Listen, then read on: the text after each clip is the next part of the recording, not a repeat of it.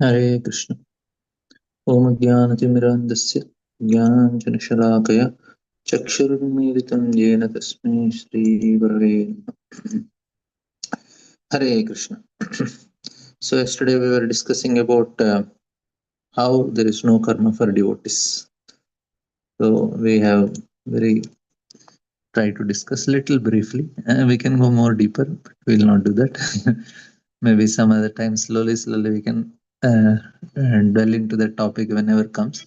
So here, King Puranjana, he was having this sons and daughters, and then grandsons and great grandsons like that. He was expanding his uh, progeny. So that is compared to the actions and reactions. So that's how Prabhupada is comparing. That's why we took this part of karma. So that came into this section where he is increasing his descendants. That's what actually it is said that after that, this King Puranjana, the king of Panchala country, in order to increase the descendants of his parental family, married his sons with qualified wife and married his daughters qualified husbands. And then of these many sons, such produce hundreds and hundreds of grandsons. In this way, the whole city of Panchala became crowded by the sons and grandsons of King Puranjana. So Prabhupada is telling the body is a field of activity because Puranjana means that the city is the body, right? So the Kshetra and Kshetrajna. So this is how we are identifying, and then the fruitive activities and mental speculations. So this is actually there's a field of action and reaction by which one's descendants are increased begins with sex life. Puranjana increased his whole family by begetting sons who in their turn begotten grandsons. Thus the living entity becomes being inclined towards sexual glorification becomes involved in many hundreds and thousands of actions and reactions. So this is karma. So that's why we had this topic of discussion. And then yesterday's we didn't much dwell on yesterday's purport. The sons and grandsons are virtually plundered of King Puranjana's riches, including his home, treasury, servants, secretaries, and all other paraphernalia. Puranjana's attachment for these things are very deep rooted. It is said that son is the greatest enemy for the father because he takes the uh, time of his wife. Because when the son is born, then the woman starts spending the time with the child. So she gives all her affection, love, everything, which was previously given to the husband. So he becomes an enemy. So in that way, he's a plunderer of his riches in terms of time. And then he has to earn and give and maintain the son. So that is another plunder. So he is spent taking his time also. So taking his relation, taking his time. Of course, he considered it. He will not understand it because it goes like that. And then more children come, more he has to work hard and spend. And what happens is that false ego makes him think that, oh, these are my own people. I should do for them. I should do for them. So that false ego makes him work very harder, not knowing that he is losing his valuable human form of life. Instead of doing for self realization, he is just involved in the maintenance of the family and the house. So that's how the cheating happens. But a person who is intelligent, he does his responsibility, but simultaneously he is aware that my ayur harati vaipumsam, my lifespan is reducing. At one particular time, I have to give up all these things, take up to spirituality. So Prabhupada writing when in this verse the word riktaha reshu meaning plunderers of wealth is very significant. One's sons, grandsons and other descendants are ultimately plunderers of one wealth. See, very clearly Prabhupada is writing this. They're all plunderers. People think, oh, there are many celebrated businessmen. Prabhupada gives this example. So he is, Prabhupada is telling he has half a dozen wives, and each of these wives have separate establishment and several, sorry, hundreds of rupees he's spending, and then he wanted to, he would get at least 500,000 rupees each. He wanted to give to his sons and grandsons. So this is, you want to give them social security. Such industrialist businessmen or karmis are called mudhas in the Shastras. So who are increasing their empire in this way, this businessman is doing with his half a dozen wives and children. People may do with one wife and children, but both are mudas only, because they work very hard, accumulate money, and are satisfied to see that this money is plundered by their sons and grandsons. Such people do not want to return their wealth to its actual owner. See, where is the greatest mistake that is happening? They don't want to give this to the actual owner.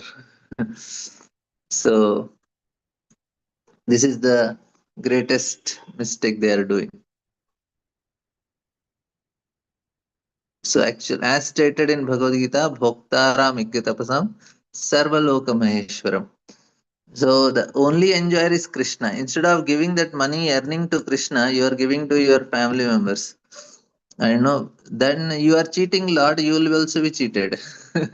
So that is how the rules of this world works. So the real proprietor of all wealth is Supreme Personality. He is actual enjoyer. So-called earning of money, so-called earners of money are those who simply know tricks by which they can take away God's money under the guise of business and industry. After accumulating this money, they enjoy seeing it plundered by their sons and grandsons. This is materialistic way of life. In materialistic life, one is engaged within the body and deluded by false ego. See, this is thinking, oh, this one thinks, I am this body, I am a human being, I am an American, I am an Indian. This bodily conception is due to false ego. So we discussed this. So this is such a big problem. False ego. Being deluded by false egotism, one identifies himself with certain family, nation, or community. In this way, one's attachment for the material world grows deeper and deeper. Thus, it becomes very difficult for a living entity to extract himself from this entanglement. Such people are graphically described in the 16th chapter of Bhagavad Gita, wherein is idam adhyam maya labdva imam praptasi manoratham idam asitatam api me bhavishyati punardhanam aso maya hatah shatrur अनिश्ये चापरम अपि ईश्वरोऽहम् अहं भोगी सिद्धोऽहं बलवान सुखी आद्यो अभजनवान अस्मि को no अस्ति सदृशो मया यक्षे दास्यामि मोदिष्ये इति अज्ञान विमोहिताः. The demonic people think, so much wealth do I have today, I will gain more according to my scheme. So much is mine now, and it will increase in future more and more. He is my enemy, I have killed him, and my other enemies will also be killed. I am the Lord of everything, I am the enjoyer, I am perfect, powerful, and happy, I am the richest, surrounded by aristocratic relatives. There is none so powerful and happy as I am. I shall perform sacrifices, I shall give some charity. So, sacrifice and charity is also demonic mentality because the motivation is wrong.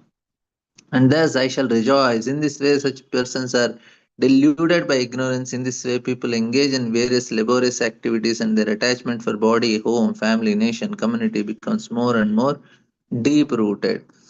See, what is the problem now? One may ask question, Are I am working hard, why I should not give to my family members?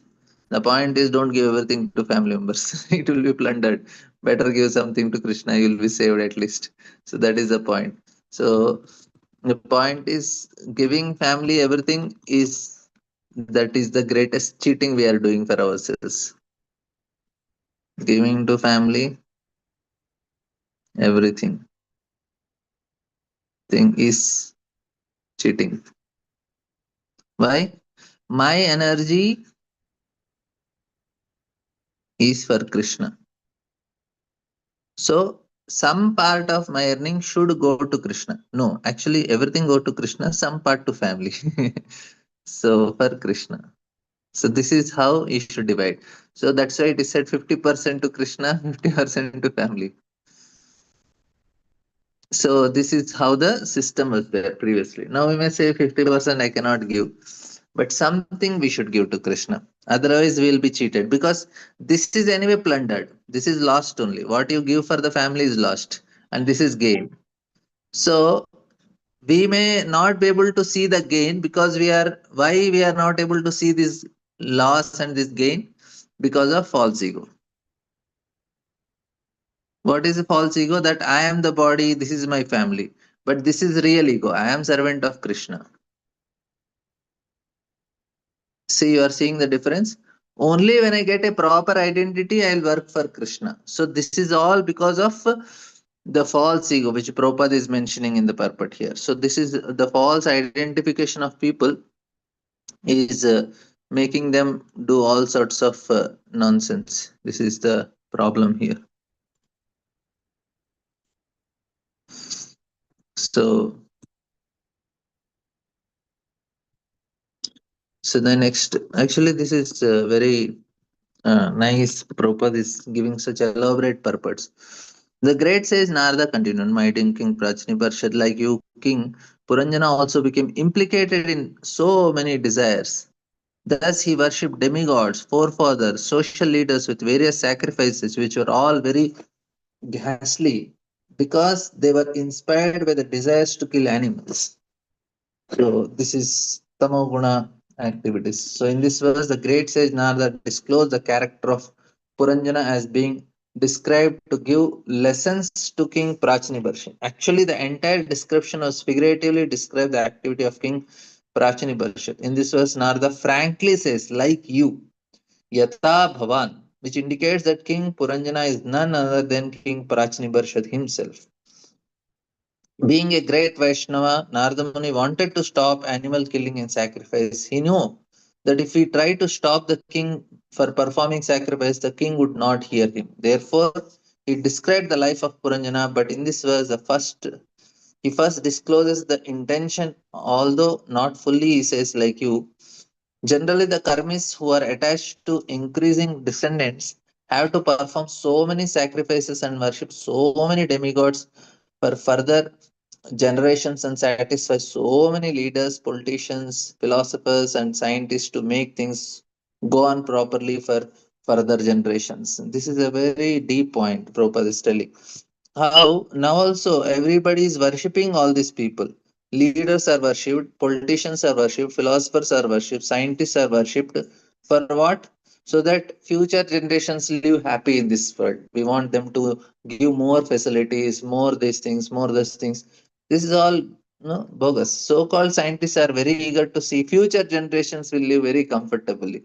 We made artificial intelligence. We will create know all these sophisticated gadgets to make everybody live comfortably, and such they are trying to find different means of generating energy to drive locomotives, cars, airplanes, and so on. Now they are exhausting the petroleum supply. These activities are described in Bhagavad Gita. This petroleum supply exhaustion, it is happening from 1960s only. Vyavasayatmika buddhireka. So the problem is that development is not a problem. Our wasting our energy in non-Krishna conscious activity is a problem.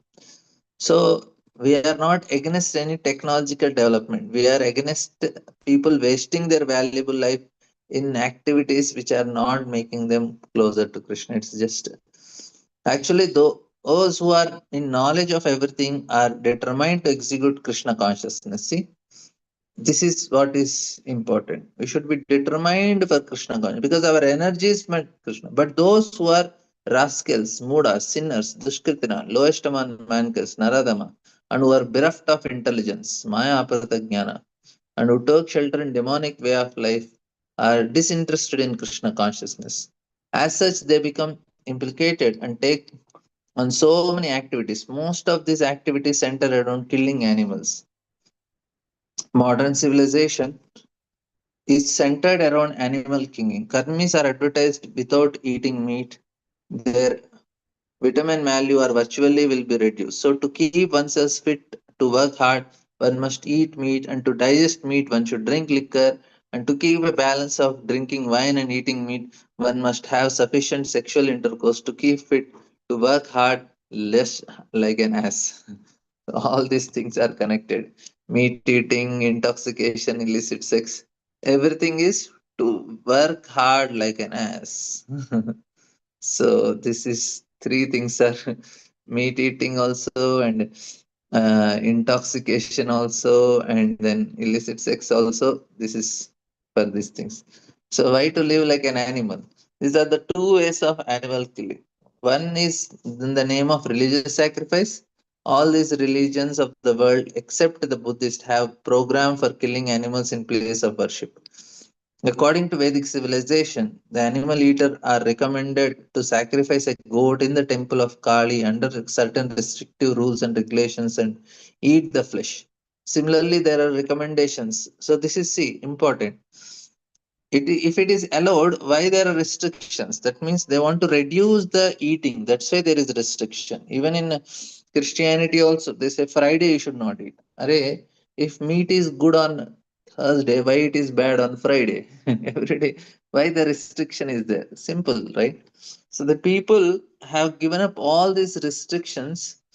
Now they are regularly opening wine uh, distillation, distilleries and slaughterhouses and indulging in drinking alcohol and eating fish. Now it has become so common. From the college only, from school only, children are started drinking.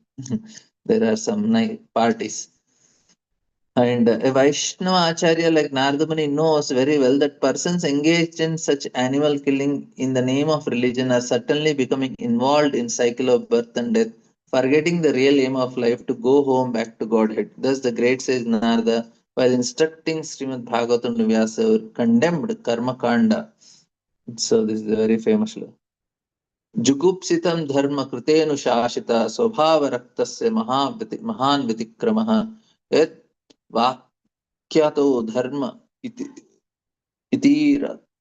स्थितो न मन्यते tasya nivaranam jana. He says that the people in general are naturally inclined to enjoy. You have encouraged them in this way in the name of religion. So in the name of religion also, people are, so he says, jugupsitam, it is very condemned and quite unreasonable. Narada is telling to Vyasadeva. Because they are guided under your instruction, they will accept such activities in the name of religion and will hardly care for prohibition. So they are interested in doing the activity. They will not think why there is restriction. They only think, oh, it is allowed now. So that is the point. The Ekadasi you can eat, Ekadasi items you can eat.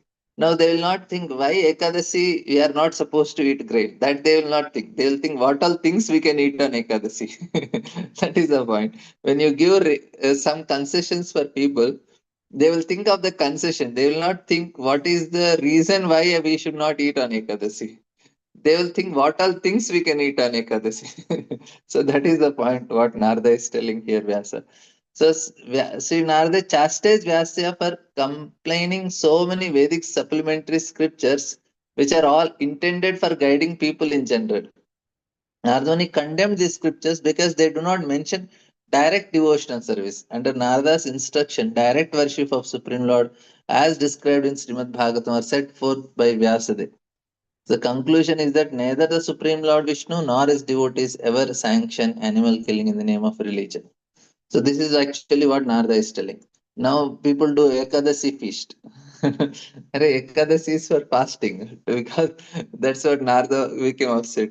Now people are doing feasting on Ekadasi. They eat more on Ekadasi than regular days because they know all the things that can be eaten on Ekadasi. They make big feast. So the point is that it is not meant for that. So you give concession, and people are, especially if other Sampradaya people who practice like Madhva and all, they see ISKCON Ekadasi, they'll get bewildered. What are they doing? In the name of Ekadasi, they are enjoying more. It was better normal days. So that's why here Nardamuni is telling Vyas the same thing. Array, they are already killing animals and you have given some sanctions. So they are using that and they are doing it more. So, indeed, Krishna incarnates himself as Lord Buddha to put an end to animal killing in the name of religion. Animal sacrifice under the name of religion is conducted by the influence of Tamo Guna. So, यथा धर्मम् अधर्मं च कार्यं च कार्यमेव च यतावति प्रज्ञाति बुद्धि सा पार्थराजसी अधर्मं धर्मम् इति या मन्यते तमसा वृता सर्व सर्वार्थान् विपरीतां च बुद्धि स्यात् पार्थ तामसी.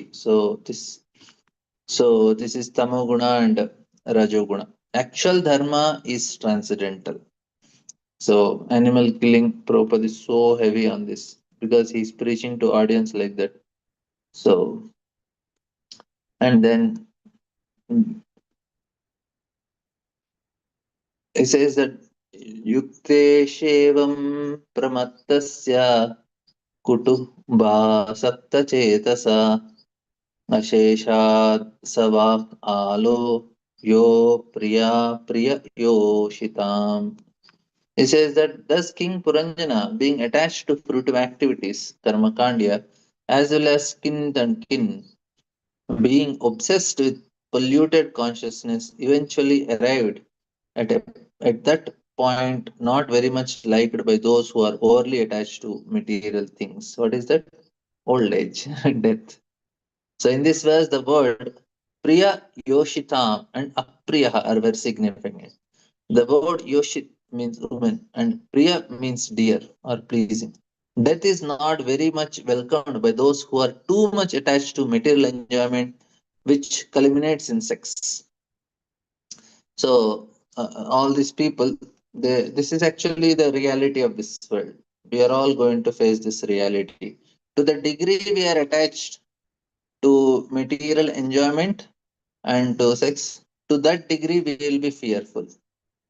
We are attached to material enjoyment and family life.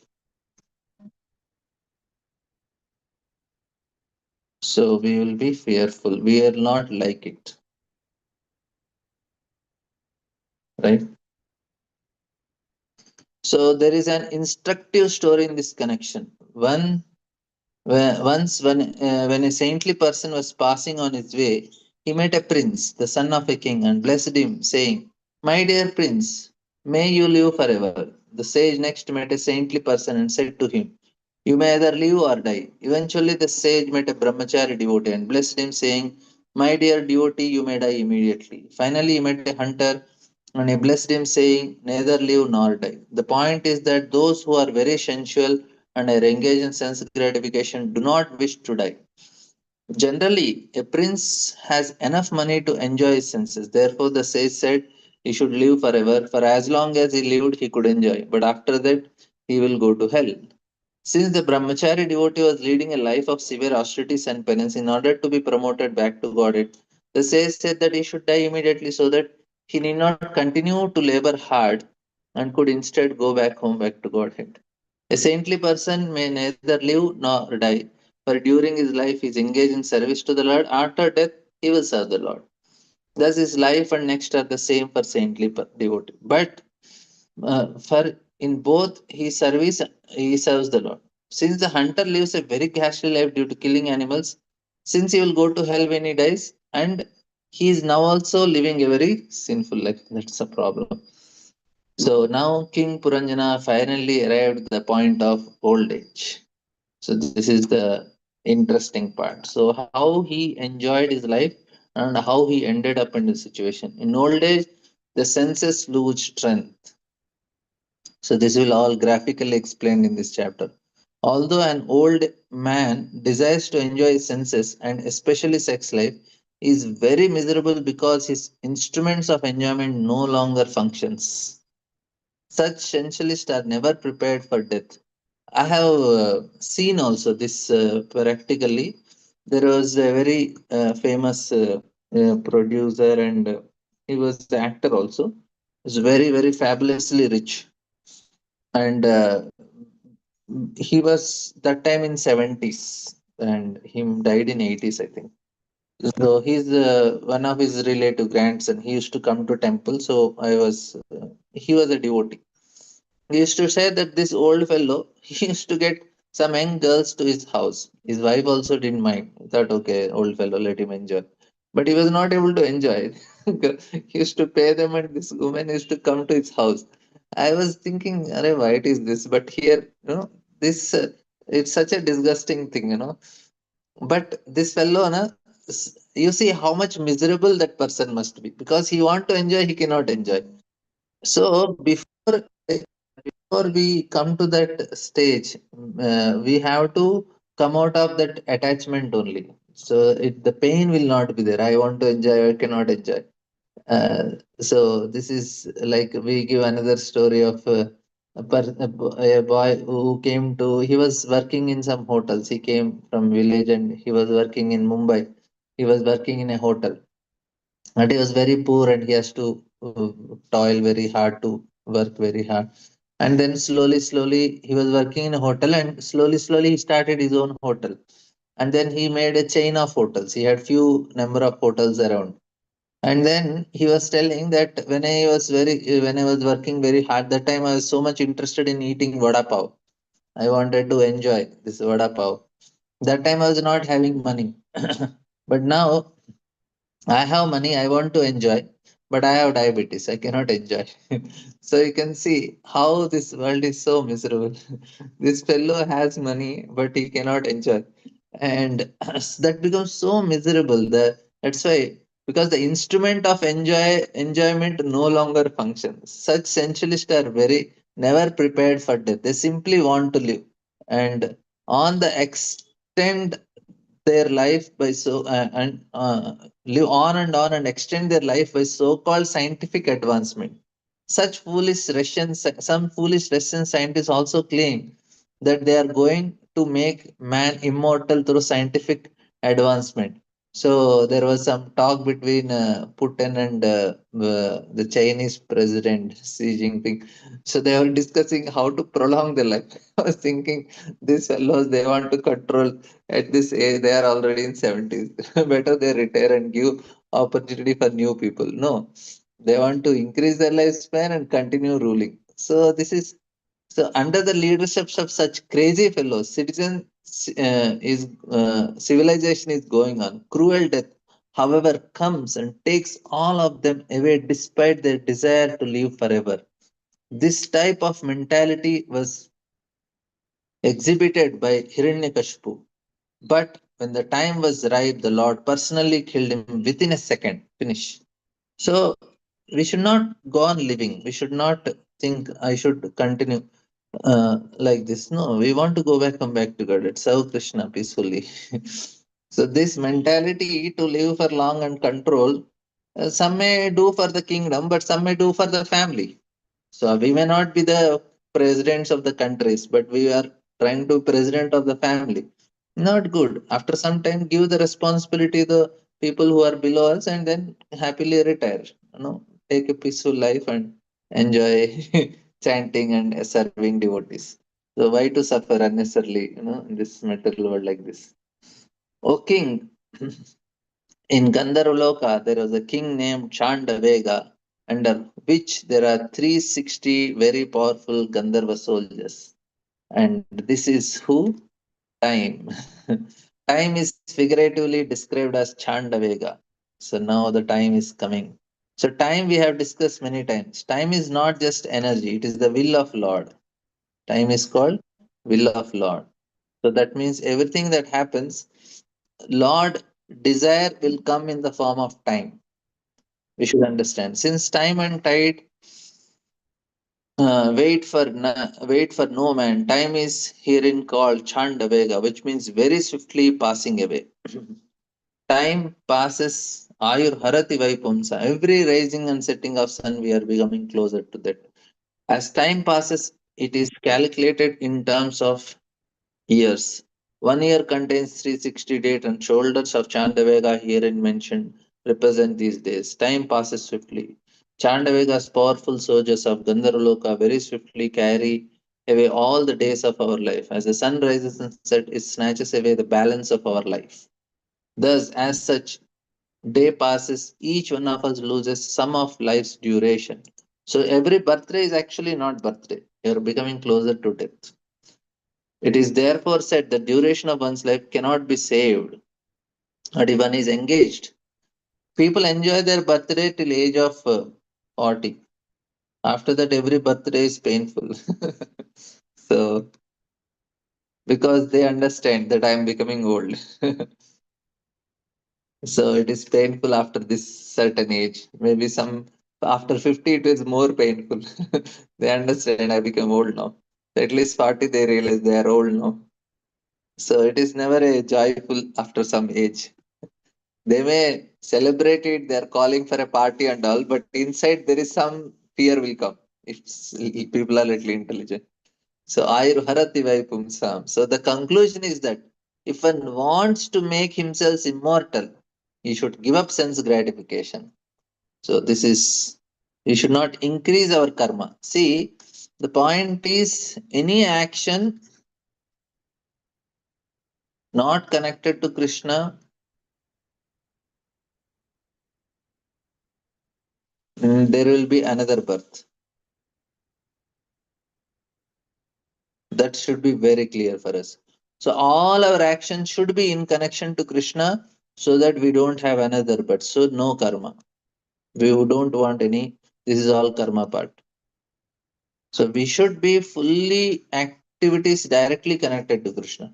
The conclusion is that no one want to make himself immortal. So if one want to make himself, he should give up sense gratification. That means there should not be any activity which is not connected to Krishna.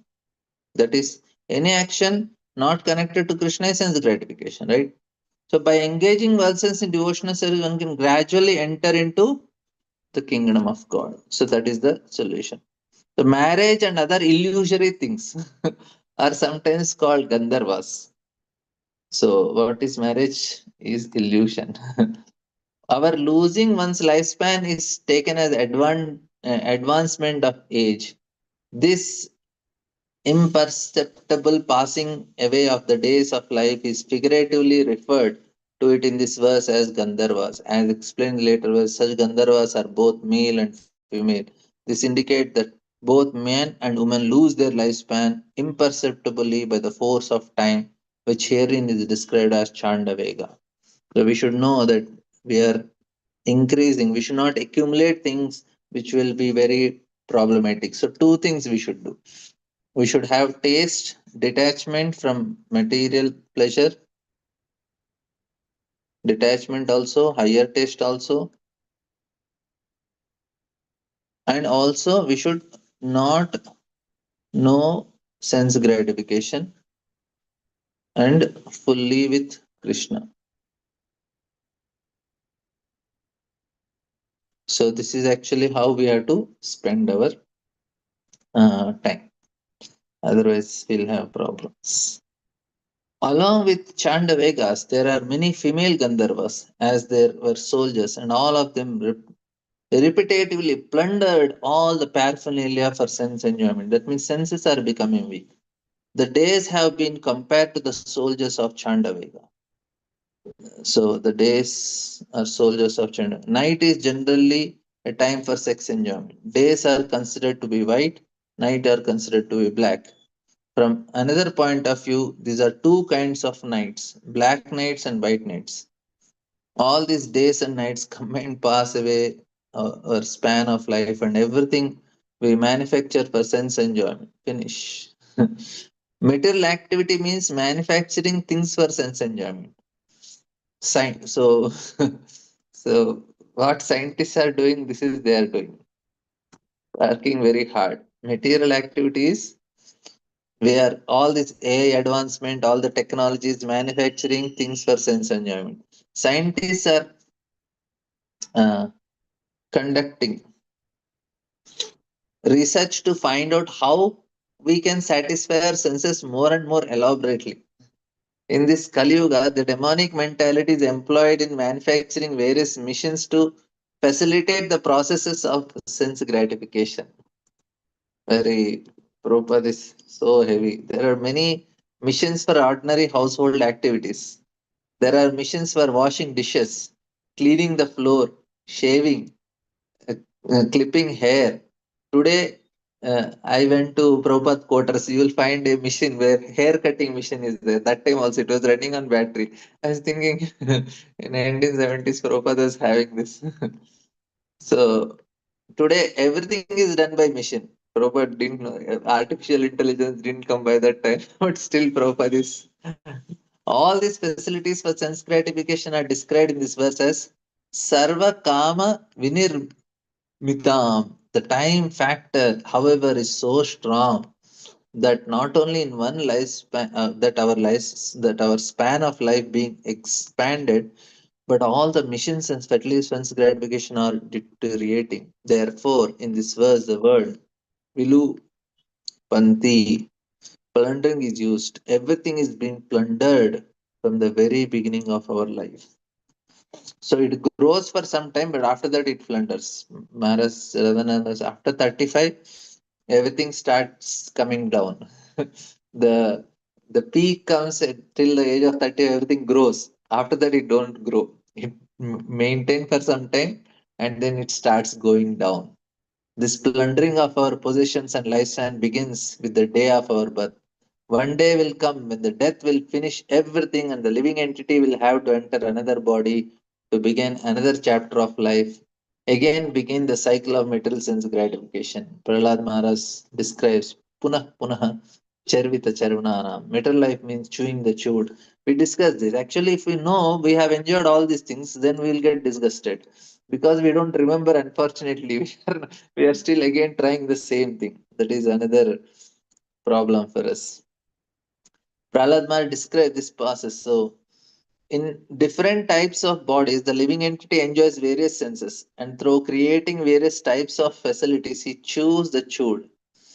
Whether we squeeze sugar out of sugar cane with our teeth or a machine, the result is same, sugar cane juice. When we discover many ways to squeeze the juice out of sugar cane, but the result is same. That means the enjoyment we are doing in different ways is same only. And then the king, when King Gandharva Raja Chandvega and his followers began to plunder the city of Puranjana, a snake with 5 hooded began to defend the city. This is Pranavayu. So when one sleeps, the life air remains, the Pranavayu here, remains active in different dreams. The 5 hooded snake indicates the life air is surrounded by 5 kinds of air: prana, apana, vyana, udhana, and samana. So when the body is active, the prana or life air is active.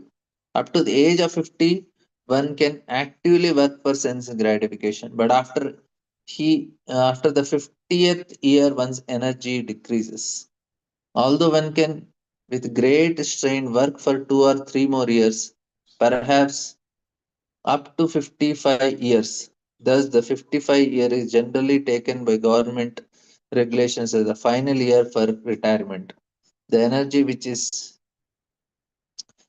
fatigue after 50 years is figuratively described herein as a serpent with 5 hoods. So, very dangerous to hear. But we are practicing Krishna conscious, we can be peaceful. We are becoming closer to Krishna. Actually, Bhakti Gyan Maharaj says every rising of sun, he becomes more happy because he understands he is becoming closer to Krishna. So when you are practicing Krishna consciousness, every rising and setting of sun is pleasing because you know I become closer to Krishna. But if you are not a devotee, then every rising and setting of a sun is painful. What will happen to me? The 5 hooded serpent, the superintendent of protector of city of King Puranjana, fought with Gandharvas for 100 years. He fought alone with all of them, although they numbered 720.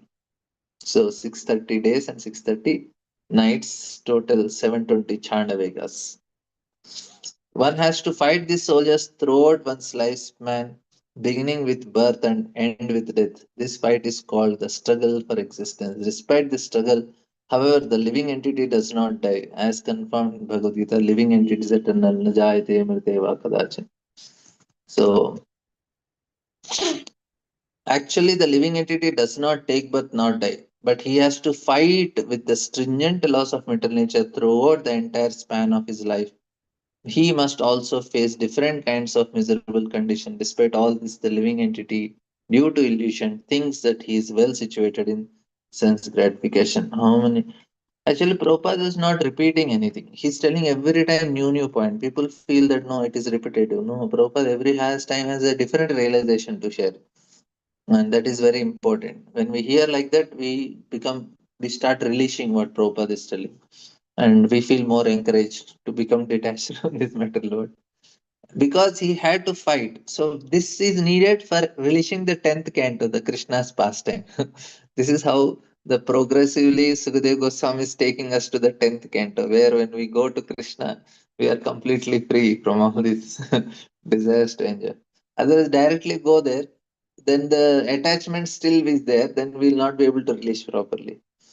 We take things as material because he has to fight alone with so many soldiers, all of whom were great warriors. The serpent with 5 hoods became very weak, seeing that his most intimate friend was weakening. King Puranjana and his friends and citizens living within the city all became very anxious.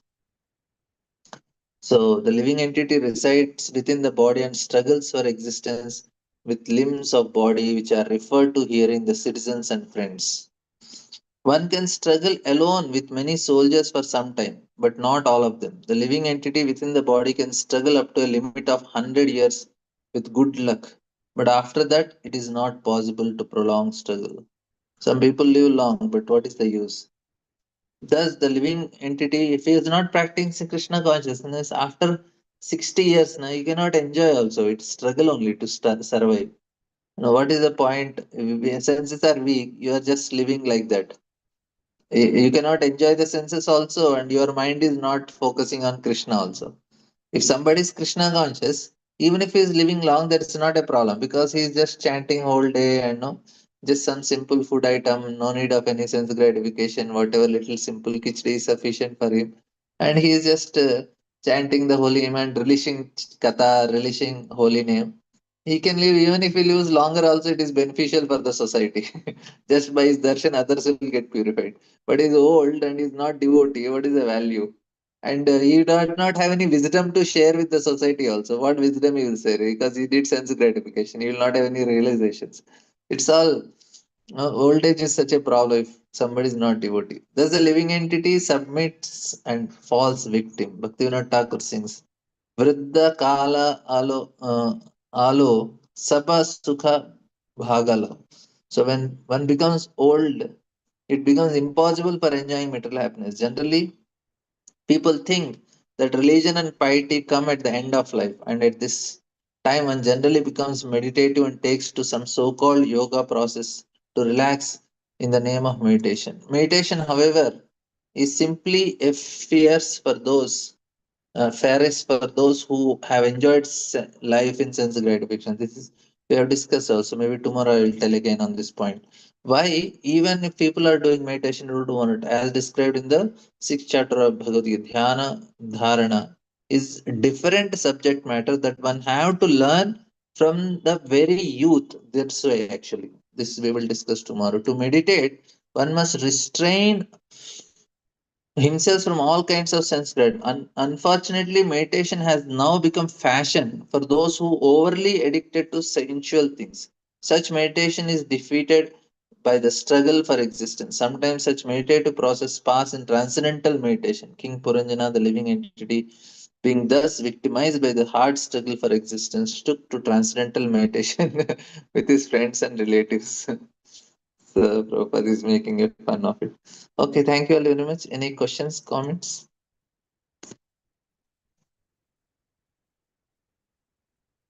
Yeah, Prabhupada is heavy, but it is very, it is easy to understand. Thank you all very much. Srila Prabhupada ki